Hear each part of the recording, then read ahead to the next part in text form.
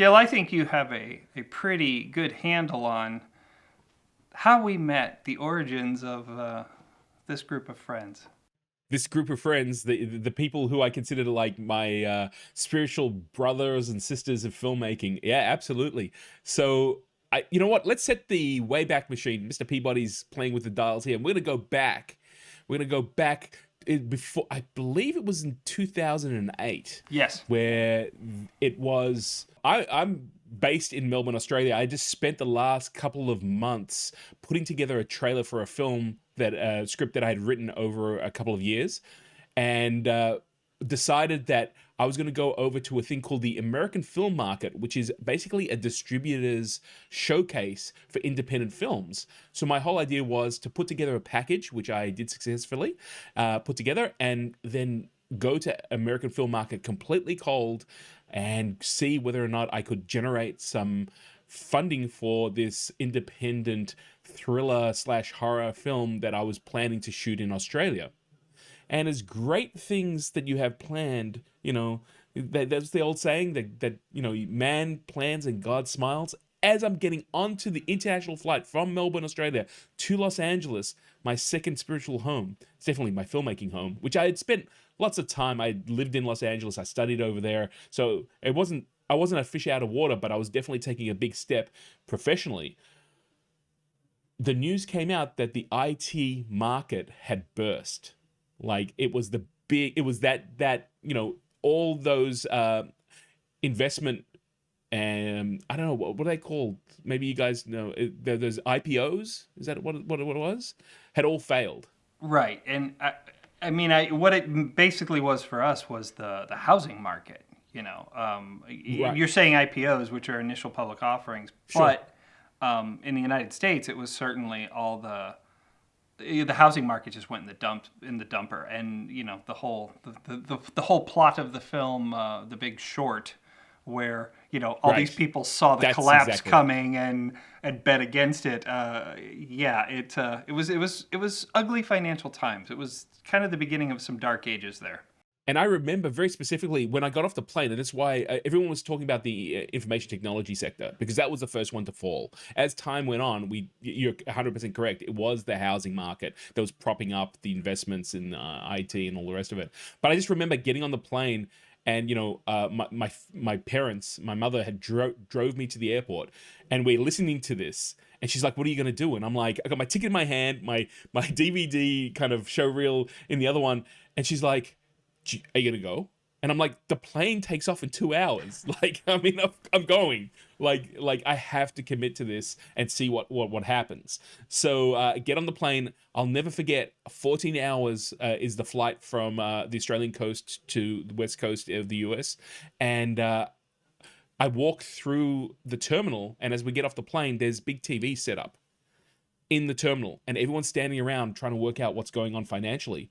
And I remember walking past and I said, "What's going on? Are we back at war?" And he's like, "No, man, the economy's shut." And I'm just like, "Okay, all right, this is gonna be interesting."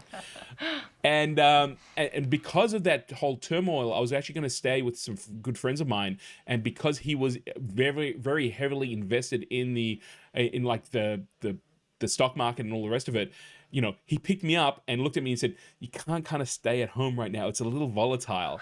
And I was like, "All right, okay. I'm in LA. I don't know where to go." And he's like, "Where can I drive you?" And literally, I'm like, "All right, let's go down to Venice Beach because I know there's some hostels there." And literally just checked into a hostel and just went, "Well, this is going to be like incredibly, incredibly interesting because I have no idea what's going on. I've got a ticket for American Film Market. I've got like my friends who are all like, 'Yeah, come on down. We'll support you. I'll introduce you to people who will probably put some money in. We'll literally like." My Nobody's wife's talking. gonna divorce me. You can't be around. And I was like, "Okay, no problem." And of course, the next morning, I just I guess for my story was next morning I remember getting dressed like first thing at 6 a.m, racing to the bathrooms. If you've ever stayed in a hostel, it's like everyone rushes to get morning showers. So I got in there first, and then I walked from Santa Monica down to the hotel where AFM was being held, and I had no idea what to expect. And I walk in the door, and I realize in a very short period of time that all the sellers and the buyers are doing all their buying and selling. And there's a whole group of really interesting people in the lobby, and that happens to be where I come across you guys. And you know what? Let's talk about, he kind of just talked about the build up to him walking in those front doors. Let's kind of talk about the build up to us walking in the front door. Please. I want to hear what happened before we ended up connecting. Basically, I had spent a nearly 20-year career in Los Angeles working in the film industry, where in the future we will talk about how narrowly we avoided each other somehow, and somehow or another we were in the same rooms together and still didn't end up meeting. That's going to be a whole episode That's in gonna be a whole itself, episode. isn't it? Oh, yeah. The parallel of your career and I'm learning at UCLA, coming into projects and the people we know, and it's like, it's not like just one person, it's projects and people and all the rest of it. So I really believe that it's not only fate, but I think it's kind of like, kismet, that one way or another we were going to connect. So I decided to get the hell out of Los Angeles in 2006. I was sick of it. Independent film was exploding again. Digital technology was exploding again. And I had met a guy back in St. Louis, my hometown, who wanted to finance some film work. So I decided to get out of LA. I came back to St. Louis. Within roughly 9 months, a year, we started working on my first feature film, a vampire film called Shadowland. And Gayle and I reconnected. We'd known each other from like 20 years, 30 years earlier, and we reconnected, and then we got romantically involved. Anyway, we made this vampire film. Wait. Hold on a second. I got to ask that question, right? Right. Because they talk about perks. When you're in the film industry, and I experience this too, it's like you work really intensely with it. I mean, was this a perk or was this... We hooked up... Like, it's funny. Was there something there? Right. It's funny because when we wrapped Shadowland after, 2 months of shooting, at kind of just the final party that we were having, we told the crew that we were together. And my assistant, she was just kind of like, oh, well, that happens. People hook up all the time on movie sets. I'm like, no, we've been together for 1.5 years. And nobody on the crew had knew it. So, it was interesting. Oh, awesome. Hey, everyone. This is Wyatt Weed from the Cinematic Perspective podcast. My wife, Gayle, created a website called IMarriedTheBoar.com because, well, she married the boar Predator from Predator 2. In my time in Los Angeles, I had a few fun acting jobs, one of which was playing the boar Predator in the end scene of Predator 2. I also had a nice little featured bit in a 3rd season episode of Star Trek The Next Generation called The High Ground. You can go to IMarriedTheBoar.com and find autographed pictures, action figures, our movies on DVD, and other fun merchandise. When I was in the throes of moving back to St. Louis and I'd done some exploratory visits and sort of checking out whether or not I could come back, she and I reconnected then and started kind of, It was kind of like, how you doing? Yeah. So by the time I moved back full time, it was like, okay, let's do this. Yeah. So we finished Shadowland and we get Shadowland together and we decided to go to the American film market. Now I'd heard a lot of horror stories about the AFM, and one of the things I'd heard, which we all did, was I heard that if you just go and sit in the lobby, that all the misfits sit in the lobby and the misfits are all trying to get up to the rooms and the misfits never get anything done and they never accomplish anything. But the one detail there is you have to have a membership. You have to buy the membership. If you just go to the lobby and hang out, you're not going to make a deal. You're not going to get discovered. You're not going to get any money. You have to pay the money. You have to pony up that cash, get the membership so that you can go up to the rooms. And for the uninitiated, the offices. It's this massive hotel in Santa Monica, California, and they charge a premium rate on these hotel rooms and these suites. I'm talking like $10,000 for the week they charge for these damn things.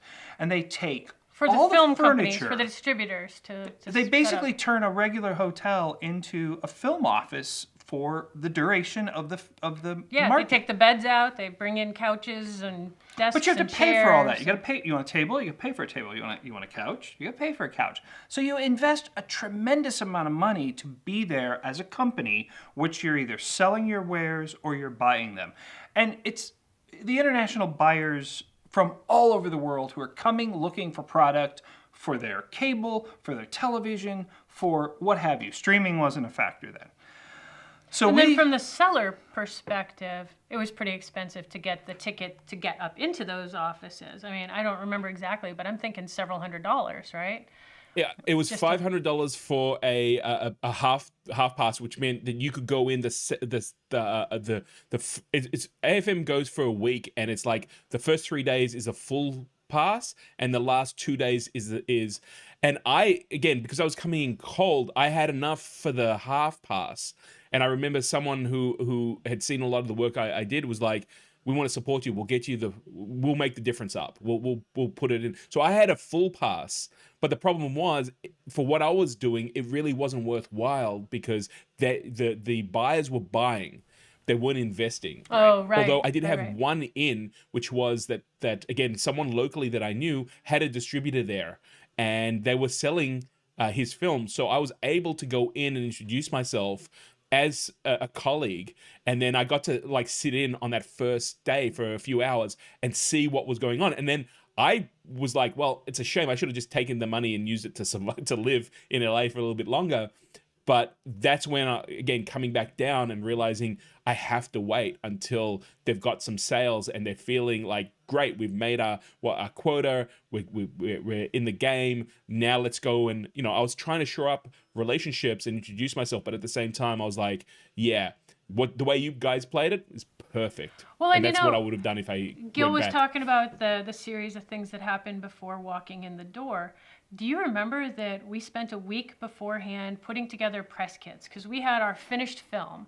So we had our trailer, and we ran off a whole bunch of DVDs, and we had these really pretty folders, and we had all of our information with the synopsis and actor photos, and everything was in these press kits. And so we had all these folders, and we put them in a box, and we FedExed them to our hotel. And they didn't show up. They never showed up. I remember that. Well, they finally They showed up back at Bob's house. They showed up back in St. Louis after we left, and the box was destroyed. Basically, it looked like the box had been dropped and destroyed and cracked. Like the box had been dropped and split open, and the contents had spilled out. And somebody just sort of scooped them all up and taped it together and then shipped it back to where we sent it from. And so the night before, one thing about the passes is I seem to remember we got you the full pass. And then so that you could go up the days before and set up meetings and stuff. And then Bob, the executive producer, and I joined you on the final days to go up to take the meetings. Yeah. So we used our money kind of carefully. We let her set it all up, and then she was giving us the lay of the land. She was going up to the different offices and having these meetings and then coming back down and telling us what was happening. So the night before, luckily I knew LA. So I'm like, oh, there's a Target here and there's a Walmart here and we can go get copies. There's a Kinko's here. We can go buy some DVDs and we can take them home. We can burn them on our laptop. And so anyway. So we're making as many of these press kits as we can. Because, we don't know. We're going in there and we're expecting, everybody's going to be interested in us and everybody's going to want our press kits. And and two, we were like a mile away, maybe a mile and a half or more, like down Santa Monica Boulevard to the east, away from the beach. Sure. Because much like, say, Comic-Con in San Diego, during that event, I mean, that's prime real estate, and every hotel in the area is booked, and they're paying premium prices, and then everything else is booked up. And the only way to get a reasonable hotel rate is to go a little farther out. So luckily, we'd rented cars, I believe, so we could drive, and we could stay out farther, and we could stay cheaper. So there was that whole lot. It's such a scam. It's such a... what's the word I'm looking for? It's not scam. It's just, I think there really needs to be a AFM 101 video of what to expect, what you need to be doing. Oh, yeah. Because you walk in the door and you're like, wow, what's this? Where do we go? How do we do this? Okay, shades of The Player, the movie The Player. Absolutely. We're sitting in the lobby, and there would be like minor actors who you kind of recognized them. You kind of knew they'd been in some movies, and maybe some movies you even recognized. There was this one actor that I recognized who'd been in like a lot of low-budget action films. I knew exactly who he was. And he's there too with his pass, trying to get up to the hotel rooms, trying to get his project. And I'm over there saying hi to him, and now he's showing his stuff to me. Like, dude, I don't have any money. Oh, yeah. I'm looking for money. So basically, we're all running around. We're all trying to get money. We're trying to sell. We're trying to sell this vampire film to the international market, where we ultimately got hammered. And we haven't even talked about meeting, but where we ultimately got hammered is the crash hit us hard because we had sales reps, and the sales reps had estimated, oh, you guys are going to probably move 50,000 DVD units. You're going to sell here. You're going to sell there. Their estimates, based on every comp they had us doing pretty Comparable well. films to what we had. Comparable films. Yeah, comparable films. And ultimately, the crash got us, because in St. Louis, another film had been made about the same time at about the same budget level and probably comparable quality. About 6 months prior to us, they made an overall deal. Like, they went to a company and said, we'll make you a deal for the United States, international territories, give us a lump sum to start with, and then we'll take percentages from there on out. Their lump sum covered the cost of production and then some, and they were able to give some shares back to people, and then it was gravy from there on out. We were looking down the barrel of a very similar deal. Had we made that deal prior to the stock market crash, we'd be sitting very differently right now. The deal did not happen. And then we all know what happened after the stock market crash. The mom and pops went away. The rental houses went away, like Blockbuster and all of them went away. And then the rise of Netflix, the rise of streaming, the old gatekeepers collapsed and the new gatekeepers rose. So Shadowland ultimately did okay, but I don't think we made any sales at AFM. We made connections, but we didn't make sales. We had an offer. Oh, we did have an offer. She's right. We had an offer. I think I gave you guys one of my. It's so interesting what you're saying. We're going to talk about parallels a lot on this show, because one of the things that makes the relationship between all three of us so great is that in some way, I don't know why, but there seems to be these parallels. So you were talking about, hey, I made up all these press kits and then I FedExed them. I realized that if I had walked in, flying into LA. We have a visa exclusion thing in Australia, so we can stay up to 3 months without a visa, but you're not allowed to work. And I've heard horror stories of actors going over there with their show reel, and they open up their bag and go, "Why do you have 10 copies of this? It's your show reel." And I was like, I didn't want to get stopped and be like, "Why do you have 50 copies of this film?" And be like, "Yeah, I'm going to AFM, man. I'm going to go sell my stuff." And it's like, well, that's work. I didn't want to get caught at the border. So I did the same thing. I put together a whole bunch of these like really thin DVD, things, graphics are all about it. I had my trailer, then I had a 20-minute kind of interview to camera discussing why we're making this film, why invest. Australia at the time had if you invest a foreign currency into the film industry, you get a certain amount back out of taxes, all that sort of stuff. Which I told someone, and then the next day he was like, "I looked that up, and we're going to use that, but we're not going to use that with you." And I was like, "Oh, geez, thanks, man. That's great."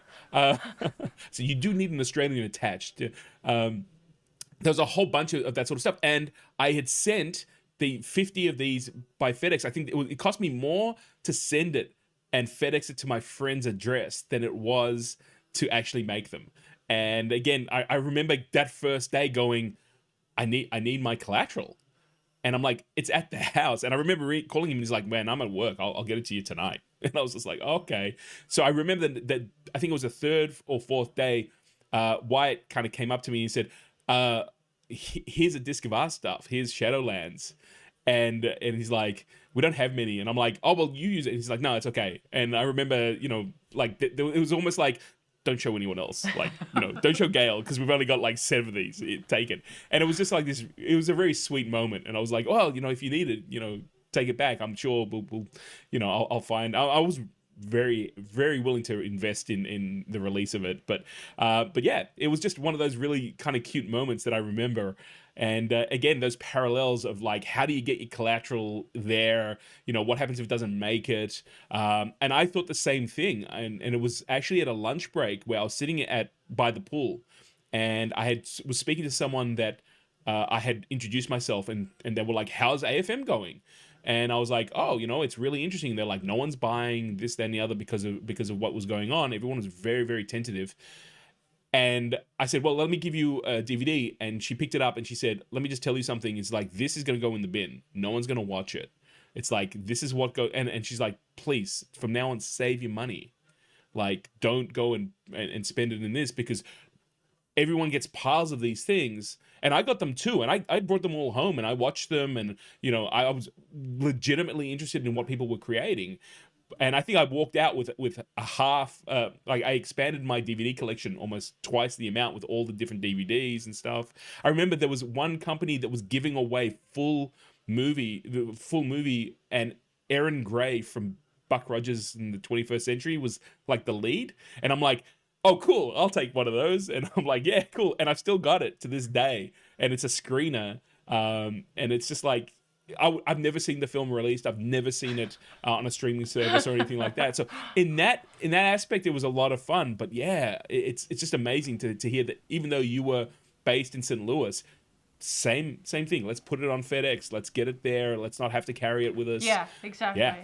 So when did we all hook up? Was it, because I know it would like we'd all go up and we'd do battle for the day, and then we'd like find a table in the lobby and grab drinks or wasn't there even snack. like an outside bar area that we hung out at too? We'd all commiserate, and it became apparent that there were certain people that's like we kept bumping into day after day, and we'd all just kind of collect at this It almost table. felt like we had our office Yeah. in the lobby bar. Like, okay, well, I'm going to this meeting, so I'll meet you guys all back here in a half an hour. Would you like to meet me in my office? Yeah. Well, where's your office? Oh, it's that table right over there in the corner. But yeah, and then it's like the misfits who were just like there without an office were like, okay, let's all just meet at this table. And I don't remember exactly when it happened, but it was like towards the end of the day, let's meet at this table and let's all talk about what happened and what our deals were. And, Yeah. Do you, Gil, do you remember the actual meeting of all of us? Or? I think there was a guy who was standing there very uncomfortably.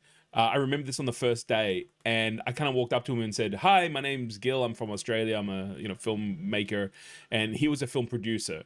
And he's like, "Oh, you've been to AFM before?" And I said, "No." And he kind of took me under his wing a little bit, and he said, "This is what you should do."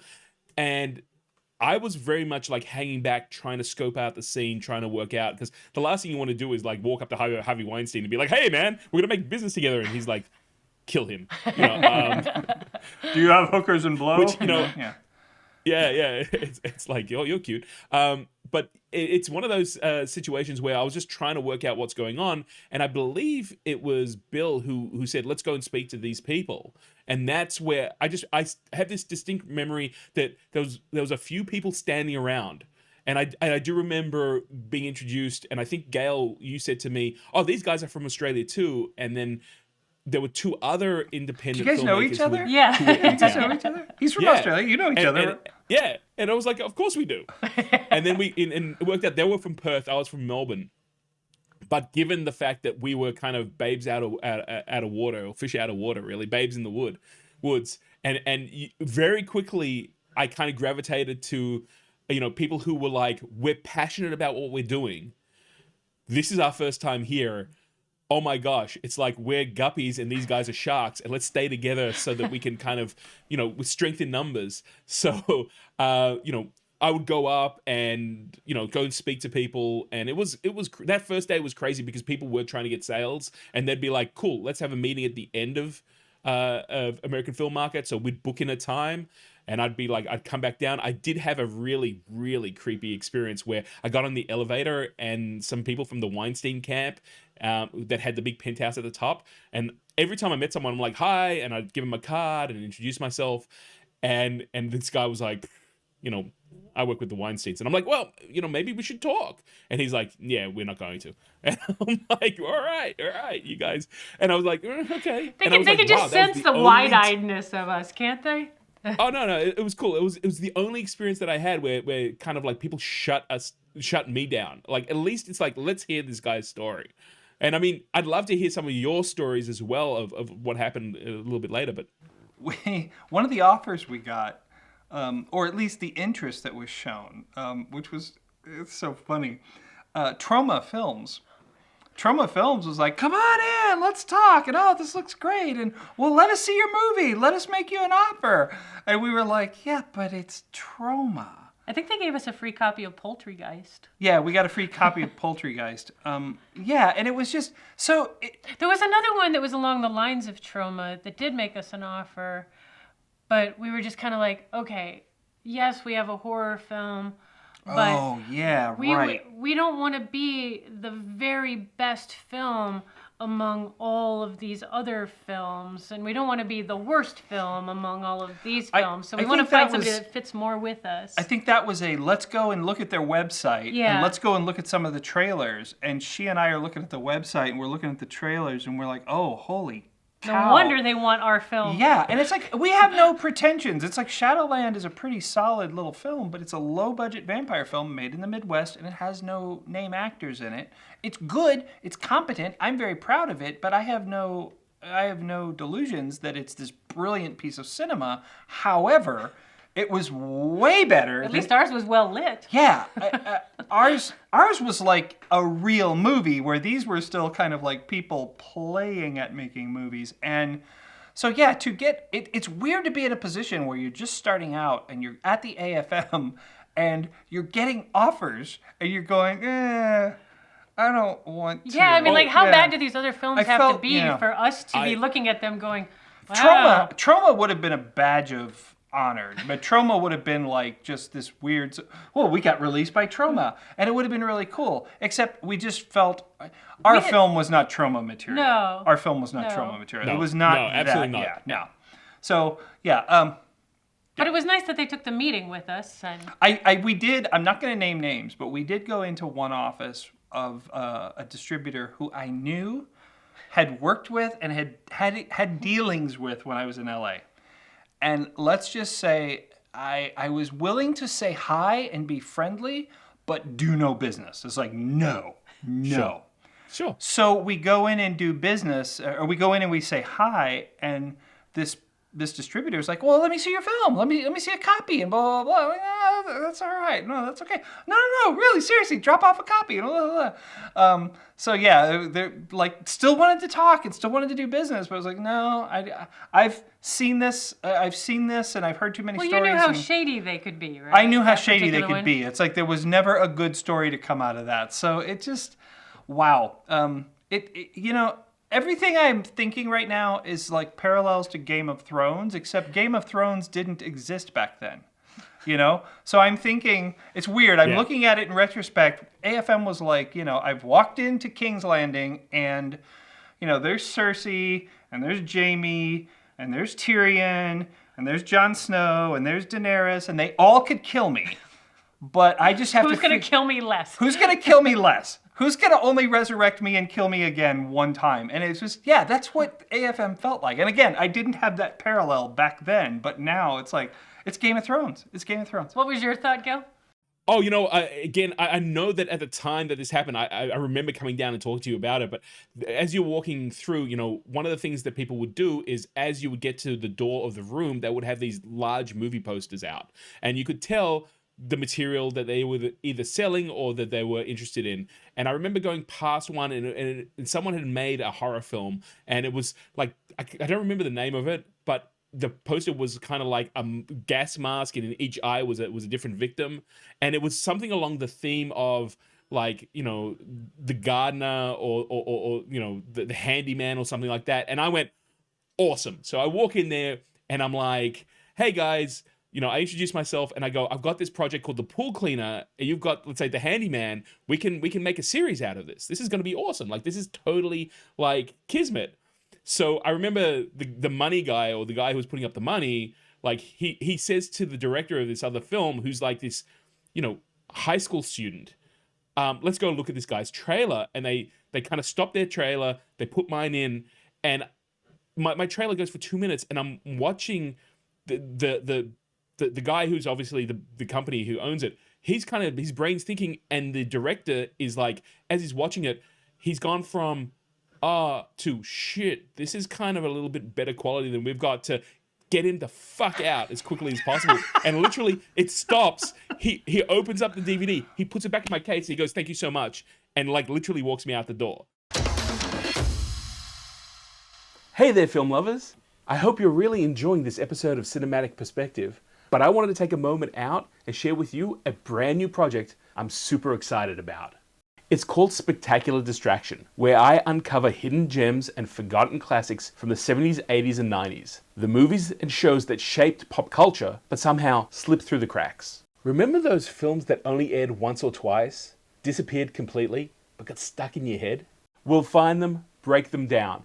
The rip-offs, the inspirations, and we'll go through and find out all the different pieces that are missing from cinema today. So if you're as obsessed with cinema and pop culture as I am, come on a nostalgic journey with me. Search for Spectacular Distraction on YouTube, hit subscribe, and never miss out on a hidden gem, deep dives, or iconic moments. Because everything else is just Spectacular Distraction. And I just remember before we played the trailer, they invited me to a party, like a company party, and I was like, okay.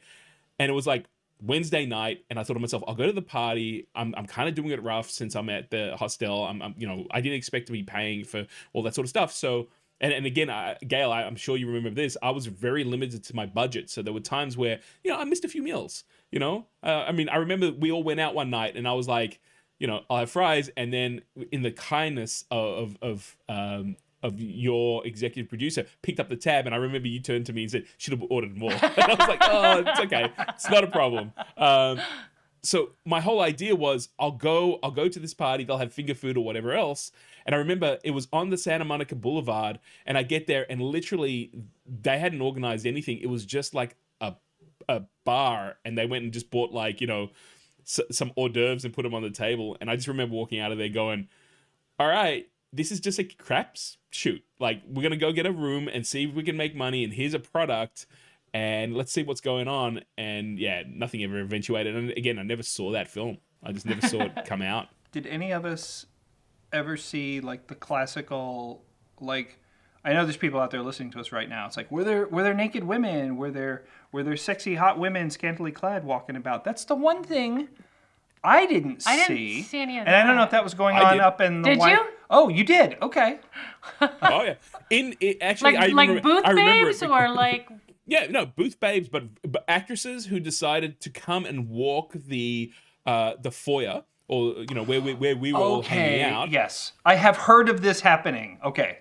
So I remember, not that I was like scanning for it, but every time I was in a space, I was kind of like, sizing up what the situation was. Like, I remember there's this an old guy who came in, and he's like, "What are you here for?" And at the time, I'd learned that if I'm saying I'm selling something, people wouldn't want to talk to you. So there was a production company here that I kind of knew of that sounded very genreistic. So I just said, "Oh, I'm here scouting for this company."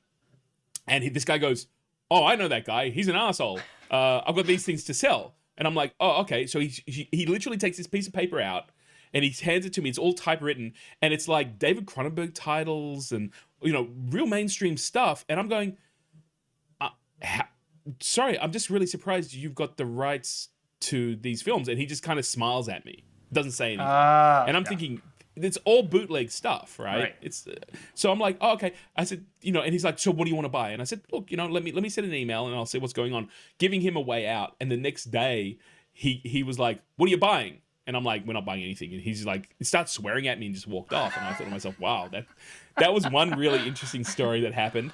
And then I think it was on the Thursday, there was, this quite young actress came in, and she was wearing kind of like this orange kind of half, that style where it's cut really low under your armpit and lots of cleavage and a very short skirt. And she was just working the room, handing out resumes, and anyone that she thought was a producer or whatever, she was literally hanging off them.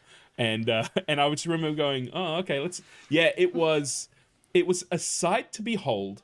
And, now having a little bit more knowledge and experience, especially going to cons and stuff, I wonder if she was an actress or maybe she was doing something else on the side, because it was very, at the level of, let's go party or something like that. And let's see if I can, reel in a fish.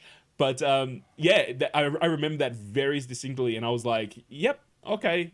And it was like, that's just something to write in the diary, like that sort of stuff. Yeah, sex sells, both on screen and off. So not AFM, but I'm remembering now there was another big convention, but this was like a horror sci-fi convention, but a high-profile one in LA, and the whole Shadowland. No, it was Guardian of the Realm. Guardian of the Realm was this company, Pirate Pictures, which was formed by Robert Clark and Ted Smith and Scott Baker, who are all high school friends from the St. Louis area. They formed this company, Pirate Pictures. Ted Smith and Scott left the company, and then Gayle and I joined the company, along with Bob, who is still the guy in charge. Is that why they called him Evil Ted Smith? Because he left? No, he's got many reasons for No, being there are Evil many. Ted. We could do a whole episode on just why he's Evil Ted Smith. But the amazing Evil Ted. We'll invite him for that episode. Yes, definitely. Someone just put on Facebook, they just said, "Hey, I met Ted Smith, and he's not evil. I think he's lying to us." And I thought, wow, that's an interesting. Yeah, no. He's mellowed a little bit with age. So before we did Shadowland in St. Louis, the first Pirate Pictures film was called Guardian of the Realm, and it was made in Los Angeles. And we shot it in 2003. In 2004, 2005, 2006, we were making the circuit. We were doing the film festival circuit. We were doing this. We were doing that. And then I'm only bringing this story up because of the whole connection to the women, babes. the booth babes. I'm not going to name the actress's name. She's a kind of a minor genre actress. She's a name. The horror fans would know her. Really, honestly, a sweet woman. And I'd worked with her on some projects. And I think she was being funny. But she's standing there talking to us. I was like, "Hey, how you doing?" She's like, "Hey." And we recognize each other. And of course, all my friends are like, "Oh, I know who she is. I've seen her." I'm like, "Hey, guys, meet so-and-so." Did you know her? I knew her. I'd worked with her on a film. Oh, okay. We hadn't seen each other in a few years. But it's like, "Hey." So we met. And she's like, "What are you guys doing here?" And I'm like, "Well, we're here promoting our film, Guardian of the Realm." "Oh, really? Tell me about it." And she's telling me about it. And I motion to Bob and I say, "And this is the executive producer of the film, Bob." And she turns without missing a beat and she extends her hand to Bob. And she goes, "Hi, Bob, I swallow." And our executive producer was just like, "Come on." And I took him aside later and we all laughed and she just kind of blew it off. Sure. And we just kept socializing. So again, I think she was being funny, but she'd hung it out there, and then she just let it go and just moved right on. And then I pulled Bob aside later and I was like, "Bob, when a woman tells you that she swallows, you say yes." Yes, please. So anyway, there was that incident. Back to AFM. Okay. Another funny story at AFM was we knew a guy here in St. Louis. And I want to say it was Jeremy Correa, and it was his script, Full-Time Ninjas. And Full-Time Ninjas was a great script, and we really supported him. And we ended up in the office with this distributor who was going after comedy. Well, we didn't have any comedies. We weren't selling any comedies. And we literally went in and were like, "Hey, we've got this friend in St. Louis, and he's got this great script, and we've got this project, and we've got some flyers and stuff here." And the guy was genuinely, like you talk about the one who, "Oh, Gil's better than I am, better get him the hell out of here." Along those same lines of being so self-centered and so focused, this guy was kind of looking at us like, "Why are you selling someone else's project? Like, you're the ones at AFM, you're the ones who have the connection, you're the ones who are in my meeting right now. So Like, why would anybody help out another filmmaker? It's like he almost distrusted us because we were speaking well about somebody else. And I was like, this had nothing to do with us. We're like, "This project, Full-Time Ninjas, you should take a look at it." I was like, well, yeah, it was like weird. It was like, you're being selfless, and I don't know how to deal with this right now. That is not what they teach us when you That doesn't work for me. Yeah, when you get a driver's license in LA, they take that away from you. So yeah, I had a very similar experience, but it was in a completely different realm where I had gone up to speak to some distributors about my project, booked in a time, and the person they got me to speak to was so adamant about selling a TV series that he had produced that I never got a chance to pitch. All he wanted me to do was sit down and watch this children's TV show that was terrible. It had no really bad production values. And he's just telling me how great the series is. And at the end, I was kind of like, so what's your involvement? He goes, oh, I executive produced it, which meant obviously he was going to get a cut if he could sell it. And at the end, he's like, oh, so what did you want to talk about? I'm like, nothing, it's okay. And I was like, it was, again, really kind of interesting because you could really sum up who were there as business professionals and who was basically taking a crapshoot. Right. And there was a couple of times where I went in there to introduce myself. And again, realizing that in those early days that they were selling, listened to pitches of what they were selling. And I remember sitting down in a company, I don't know their name, but they had a lot of projects that were known. So they were on, either cable TV or around the world. And I remember we were just talking about different projects and different material.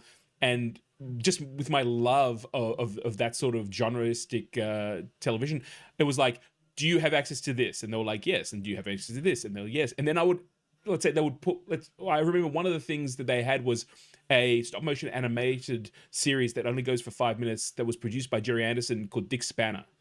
And I was like, oh, they give me the list. And I'm like, oh, you've got Dick Spanner. I'm like, great. And in a way, I was kind of like, give me a preview. I would love to have my own copy of the show. And then I was talking to them about the behind the scenes and how it came about. And at the end, she's like, it's so cool. It's so nice to talk to someone who knows, the medium, as opposed to people who are just like, how much is it? How much is the return? Right. So it was a really kind of, there was those moments where it was really nice, and they did form up relationships. And, as time went on, you've got emails, and there was some places where you'd email them and the email would bounce back because they shut down immediately after AFM. I remember that as well. You send out those feelers, because I was staying on in LA for a little bit anyway. I was actually on a trip around the world. So the idea was I would hit Los Angeles, catch up with all my friends, go and see some of my teachers, go and hang out. And then I was in Los Angeles for a certain amount of time. Then I was going to go on to go visit some friends around the world. And so I had time. I don't want to say I had time to kill, but I had the opportunity to follow up on phone numbers and emails. Quite often I would get emails back saying, we're not interested in buying your project, but you can hire us as producers. And I was like, that was an interesting one. There was one company that said, of all the projects, yours was the one that was really interesting. We'd like to develop it, get in contact with us. And that was a real, I remember literally dancing in the hallway of this hostel going, I got a bite. I got a legitimate bite from a company. And then I tried to follow up on it. And the company had shut down. And then the other thing, the very first day, not within the first hour of being at AFM, there was this guy who we didn't have technology, but I had an iPod, one of those iPod classics that could play videos on a tiny little screen. And I talked to him about my project, and I said, well, do you want to see so he watched the trailer, he goes, I want it. Here's the paperwork. And he gave me the paperwork, but it was printed out in Word, badly formatted, the whole thing. And I said, cool, I've just got, I didn't want to sign or commit to anything because this is the first hour of AFM. What am I going to do? It's a whole week. I mean, right. I was just like, this is amazing. I'll just pick whichever one, I like the best deal. I can go in and I can use this as leverage. And, I looked at it and I said, I'll get my lawyers to get back to you so we can make sure that it's all tight. And he's like, oh yeah, great. And then he walked off and another guy came in and he said, look, I don't know you from anything, but that guy, you can use that in the bathroom. That paperwork is not worth anything. And then I remember distinctly, by the second day, he was removed from AFM because he got drunk or smashed, and he was behaving so badly that he was barred for life from AFM. Wow. And I was like, okay, well, there goes my deal. So it wasn't just a clever tactic. Yeah. What's amazing? This feels like a good time to interject this bit of life lesson. So many people get screwed in distribution. They make films, they put their blood, sweat, and tears, their heart and soul into a film project, and they get screwed. And very often people say, how does this happen? Why does this happen? Why does this happen repeatedly? Because it can. And there's so much distance usually. It's like a filmmaker's here, a distributor is here. or you sell your film to an international market, you're based in the United States or you're based in Australia, and you've got distributors all over Europe. Well, once they take a master or they get a master and they get back to Europe, what power do you have? What can you do? And Absolutely. then you ask about, well, what about honor? What about legality? But the thing is it's we've dealt with distributors who, they're having a hard time with money. They've got other projects that aren't selling. Our project is selling. So, when you've got money coming in, you take that money and you pay the bills. And then you figure out how to pay later. Well, they took all the incoming money from our project and they paid other bills. And then when it came time to pay us, they didn't have it. So they're kind of functioning like, a tight household that nobody's working enough high-paying jobs to make the household function. But then, we're back in St. Louis now and they're in Los Angeles. And what are you going to do? You're going to come to Los Angeles and get the money from us? And it's really, really tough. But then there's the temptation, too, of there's so many distributors who go, well, I'm making a deal with some stupid kid who doesn't know the value of his project. He made a shitty deal to begin with. He doesn't have a lawyer. He doesn't have money. He doesn't have the power to come after me. I'm going to take his money. He's never going to see a red cent. I paid him a $5,000 upfront fee. I'm going to make $50,000 off his film the world over. I'm never going to pay him another penny because guess what? I don't have to. There's nothing to enforce it. And I think once that temptation hits, I think once you have that temptation of, you can take the money and run and no one's ever going to do anything to you, at least not on this end. I mean, if, it's Warner Brothers arguing with, Legendary over $1 billion worth of income, that's a different story. Yeah, that's the man right there, isn't it? That's Fred Williamson. Oh, look at that. Well, that's one of the reasons why I wanted to. I just realized I had photos, and we'll probably edit these in. But Fred Williamson, actor that everyone knows. I just remember him saying to me, he's like, "Why don't you go hire a theater and play your film?" Like, he's like, don't worry about these guys. Okay. His whole message was, he goes to Cannes and he can't get his films in. Well, you know what? I can go and hire another theater which will play my film. Right. It looks like Cannes. Like, just do whatever it is that you need. And I remember that, we had an amazing conversation. And again, that's the level of, Fred's there selling his own project and he's selling himself at the same time. But you're able to walk in, and that's obviously in the lobby, and have a conversation with him. And I mean, I remember walking up to him and be like, "Hey man, I grew up on your films. My grandfather loved your stuff." And he's like, "You make me feel old." I'm like, "Who cares?" And he's like, "Just go. Just don't let anything stop you." I remember running into him on the stairway and saying hi because we had just seen him in Florida at a horror convention that we had been at. Right. Oh, so you guys knew each other? Right. Well, let's say we knew each other. But you cross paths. Yeah. For these filmmakers out there too, we discovered very quickly in traveling around the world with Shadowland. I don't know how many festivals we went to and how many conventions we went to. 20, 30 festivals and conventions. Well, we started running into the same cast of characters over and over and over. Sure. You go to enough horror conventions, you run into Tony Todd a bunch of times. You go to enough conventions, you see Malcolm McDowell over and over again. We went to a convention in Chicago, and there's an actor, John Savage. And John Savage just started, by the end of this show, we had talked to him so many times or run into him so often that he came up at the end of the show, and he's like, "Hey, guys, I do low-budget films. We have never had any luck in St. Louis with getting a local agency to get us a name in a film. I am confident now that I could start going back out to horror and science fiction conventions tomorrow and start scoring the names from the science fiction conventions." Oh, yeah. I mean, as much as fans run into these people at conventions, filmmakers do too. So I'm convinced that the next time I need a star, it's going to be somebody I bump into at a convention and I say, "Hey man, I gotta." And there's Evil Ted. That was Evil Ted. Oh yeah, absolutely. I mean, I just realized that was Ted. I mean, obviously, we were all sitting together because I took that photo, and and there's a great photo. Let me get this on the screen of Gayle and I sitting on those couches in the lobby, and in our again, office. thanks to Facebook and all the rest of it. It's Bob. Gayle and Bob, and they we're sitting around talking, and I had one of those Instamatic kind of like early digital cameras. I'm taking photos of everything because I'm not because I thought that it would lead anything, but I felt I had an obligation to at least share what the journey was with the people who supported me back home. Sure. So That's Adam. And Oh yeah. That's so Adam Cook. So Adam, I haven't really been able to continue the conversation with Adam, but yeah, I remember Adam there, and we're all fresh face. We're all babies compared to what we look like now. I was thinking that too. And There's that one's good. there's the two of us. You and I planned our wardrobe that remember- day. Yes, absolutely. I had a bit more hair, a little bit more height on the hair of the day.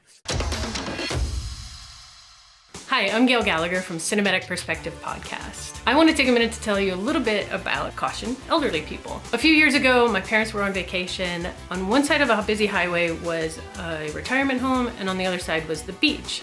And there was a sign that said, Caution Elderly People. And my dad took a picture of that because he's got a great sense of humor and he thought it was just funny. We got talking about how active older people are now. Based on that, he and I developed a brand called Caution Elderly People. We sell gift items for the active senior in your life. We've taken this design, and instead of it just being the elderly people crossing, it's elderly people golfing, Caution Elderly People cooking, bowling, boating. There are so many different activities that we have on our website, and they're great gift items for the active senior in your life, or a fantastic gag gift for anyone hitting those milestone birthdays. You can find us at caution-elderlypeople.com, and you can use promo code podcast for 20% off your first purchase.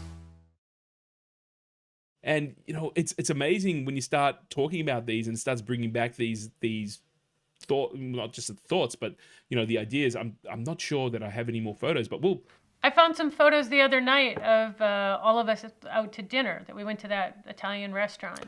Yep. And absolutely. I didn't remember. Johnny's Pizzeria. Yeah. I didn't remember that Adam was with us that night, Right. and I think Ted was with us. But just the amazing bond that we all created just by having that common goal, I guess. It's being in the trenches. Yeah. You make a lot Absolutely. of friends when you're all in the same war and you're all in the trenches together and the same people are firing at you. You all band together very quickly. And, Gil, you mentioned, thank you, Facebook, but absolutely thank you, Facebook, because otherwise it would have been like, oh yeah, remember that one guy that we met that time at that place that we haven't talked to since? But yeah, the fact that through Facebook, we were all able to stay in contact, and it wasn't daily conversations, but just that touching base and commenting on each other's stuff and just keeping in touch. Absolutely. I mean, it was an amazing thing, and I know I've shared this with Wyatt, but there were moments where Wyatt and I would go into a huddle and we would be talking about either doing visual effects, because that was my specialty when I was studying, and Wyatt had hands-on experience, or we were talking about, I know that one of the things that I was going to do after that trip was I was going to go and visit a production designer called Andrew Probert, who was very famous for working on Battlestar Galactica, Star Trek The Next Generation, or Star Trek the movie. It wasn't, he was a little young with the original Star Trek, Back to the Future. And Wyatt, you were like, yeah, I've seen his articles in Starlog, and we'd talk about that. So we would have, in between trying to hustle, which is exactly what AFM's all about, there was this amazing connection of like, what about this scene in this film, and we would kind of break it down. So it was always a pleasure to be able to go, okay, I just went up to the rooms and just got completely flamed. And it's like, oh, there's Gayle and Wyatt. All right. Like, it was like business, geek out. Business, geek out. Yeah. No, let's go get a drink and talk geek out for a bit. And, it was a pretty, amazing thing. And at the end, the last day, there was definitely a moment where, the last day was incredible. I had this experience where I had like my last meeting with a company that I had made early in the week, and I was pretty confident about it. It was literally 4:00 on the Friday. So the show finished at 5:00. It was the last meeting for them. The idea was, they said, come back, we'll know what's going on. I remember waiting out that whole day. 4:00 comes, I go up to the room and they've left. There's nothing in the room, right? And it wasn't like we just got up and left. They had broken down the room, and it was now with a bed and everything. Like, they had left days ago. Did not bother about like, hey, let's drop this guy a line and just tell him. That's one of those things We're where not you gonna be able step to back make out of the meeting. room and look at the door number and go, yeah, this is where I'm supposed to be. As we continue to talk and as we continue to do these podcasts, we will talk about many things. But it is possible, people. It is possible to not lose your soul making films. It is possible to run into good people. But it's you hear about things like that and you're like, well, it's no wonder that the film industry produces some horrible people. It's no wonder there's some people in the film industry, they were raised on a diet of screw the other guy before he screws you. It's back to Game of Thrones. But it is possible to meet good people, make projects that are fun, do business in a good way. It's just that AFM kind of AFM kind of gave you one example.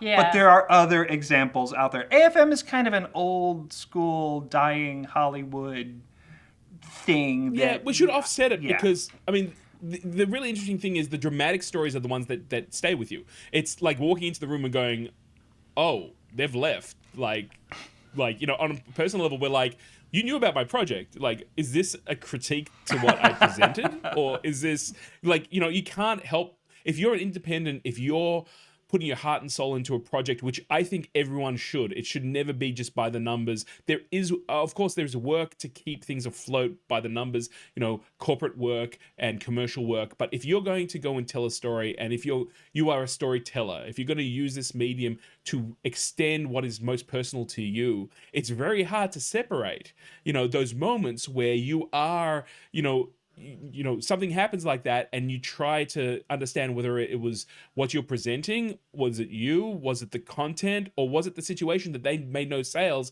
and were like, we're cutting our losses. And I really believe over time I went, they cut their losses. They didn't sure. want to It pay wasn't probably said personal. to- Well, no, and It I wasn't don't personal. think you can take Absolutely it not. personally in Yeah. this business. Yeah, I mean, even when somebody's a horrible, cheating jerk, you still can't take it personally. Yeah, You really can't. yeah, because it's not about Yeah. you; it's about them.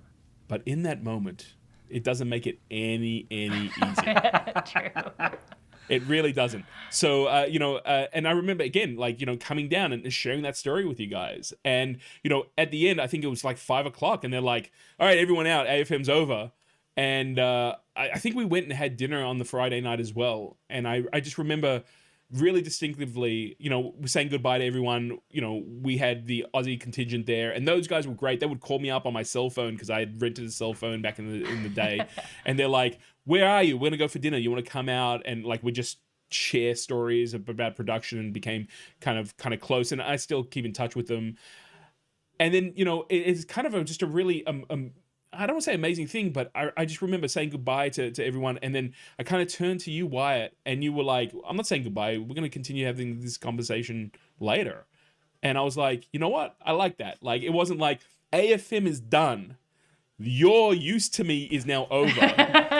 Let's go. I got things. I haven't got time. And, you know, we all go off. I then spent like 2 months in Los Angeles and then ended up not doing my world trip and coming back home. So, you know, it was just a pretty amazing, moment in that. And I think that really held true. It did take some time for us to reconnect, but I'd get the emails about the projects you were doing and, you know, try to support from afar. And we were following your travels around the world. Yeah. It was cool. And there were some deep emails that went back and forth a couple of times, usually from me, because again, you know, a lot of what you guys encompassed was that step that I wanted to make. Right. Like, you were making independent stuff, and you can do that here, of course. But you know, it's an interesting situation. We'll talk about it in another episode. That, you know, going back and talking about people who create. There are those people who just look at the bottom lines, and I kept running into people saying, we just don't have any money. They had the money to hire all the equipment and make the movie, and they were driving in expensive cars, but they didn't have money to actually pay anyone. Yeah. So it's very hard to pay the bills that way. So this whole story about AFM is really about the fact that this was the genesis of a relationship, both professionally and personally, that really encompasses kind of the passion of cinema. And we wanted to bring you on the ground floor. This was, you know, who thought that, you know, umpteen years later that would be here still having these passionate conversations about cinema, about production, behind the scenes. we're going to invite you guys to come and join us and sit at the table, hear about a little bit about our journey, hear about the things that we've learned, and hopefully inspire you to go and have your own journeys within cinema. I know for me, on a personal level, I get to spend time with my friends every week, which doesn't always happen. So you're going to see a lot of geeking out, and in general, it's just such a pleasure to be able to kind of sit at this virtual table with you guys, which we've done a number of times in person, but we didn't think to record it. Yeah. But we didn't think to record it. Yeah, and share it with everyone. No, I think it's going to be fun. I hope people learn something. Yeah, and you'll definitely learn about us as well. When this is the ground floor. This is that moment, and I hope you got an idea that at a place, if you ever go to AFM or to one of these film markets, sometimes the gold isn't upstairs, but the connections that you make literally in the lobby. And it's just such a wonderful, to be able to sit here and again, we're going to talk about Wyatt and my own journey was, that you probably see from this episode. It's very parallel. And there's some major projects that we worked on where we probably were standing in the room in different departments, but never got that chance to kind of connect. And I'm just so glad that AFM became that conduit to be able to have those conversations, whether it's about film production, toys, model making, film speeds, you name it. It seems that we've always got an ear either way. So every week we're going to be sitting at the table and we're going to be talking, and we want you guys to all join us. So the best way to do that is, if you're listening to us on podcasts, find us on your favorite podcast platform. We're also on YouTube, so be sure to jump over to YouTube and like and subscribe so that you and hit that little bell. I just learned that little bell means that you'll get notified when we post a new episode. And Facebook, we're all over Facebook, Cinematic Perspective, and our website is cinematicperspective.com. So come find us, you'll get on our mailing list, and follow us, what we're doing, and join the conversation on YouTube and Facebook. You'll be able to comment and ask us questions, and we'll address anything that you guys want to talk about as well. We'll try to be nicer to you than AFM was to us. Yeah. All right. And we can't be bullies. We can't be like. No. Gil's not even in the room. I see a meme when people ask us things we don't know answers, like empty room, AFM. You're done. You've had the AFM experience. There's a bed in there now. That's There's awesome. a bed. How did that happen? Yeah. Where's my meeting? No, it's very, very cool. I look forward to doing this with you guys every week, and as I said, it's an absolute pleasure, and everyone just come on board and become part of the conversation. It's awesome. All right, and we'll see you guys next week. Yes.